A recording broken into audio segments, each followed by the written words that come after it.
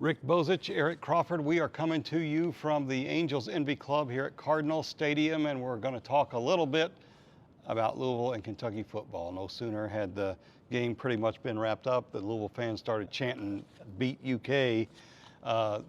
That's obviously a goal for Louisville and something they need badly to do, and I think something they need to do, or at least come close to doing, if fans are going to exit this season with any kind of a good feeling. Louisville's built a lot of goodwill over the last 6 weeks, but they need to play well in this next game.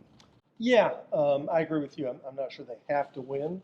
It's on the, it's a road game, but they can't get blown out again. That's the thing that has understandably upset a lot of Louisville fans. The last 3 games against Kentucky, they've lost by a combined total of 109 points. People still haven't forgotten the game here a year ago, where Kentucky, pretty much dominated the entire game.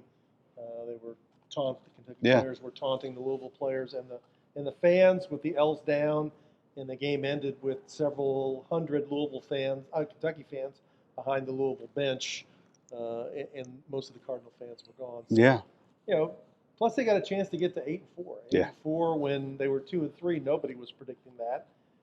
8-4, should get them a decent bowl game. 8-4 should help build the recruiting momentum they've already had, and it would leave Kentucky at 6-6, and it would really sit poorly with the Kentucky fan base, because let's remember, when Louisville was 2-3, Kentucky was ranked 7th in the country. Yeah. So it's been a dramatic flip of where we were end of September, early October, Eric. It has been. It really has. You think about the matchup.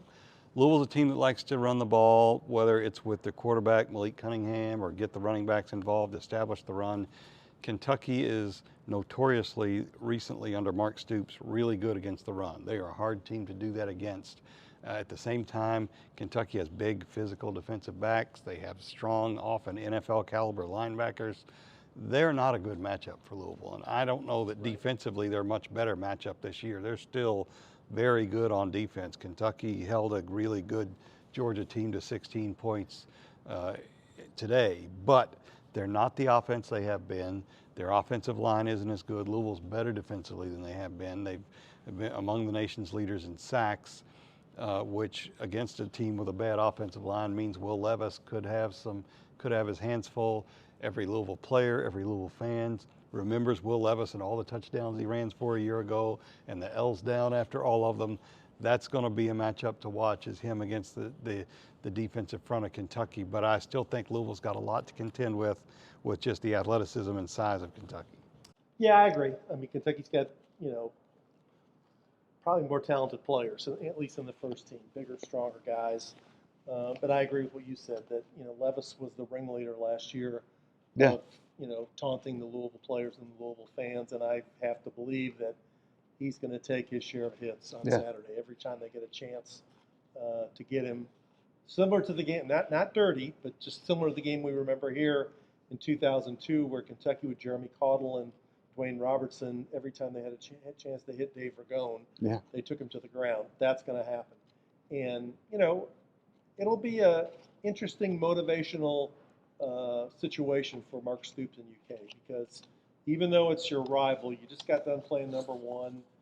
Your team is 6-5. Everybody's grumbling about how your season's gotten away from you and what's happened, and and is he gonna? They know deep inside they've dominated Louisville 3 straight times. He's going to have to push the right motivational buttons, because Louisville's going into this game. Yeah, they're highly wanting to prove themselves. Stoops is going to have to get his guys up for this game instead of being totally deflated, because nobody was at any point thinking 6-5 or 7-5 would be a successful season in UK this year. They were talking 10-2 at one point. Yeah, I do think Kentucky will be up. I think they did a good job getting up for Georgia.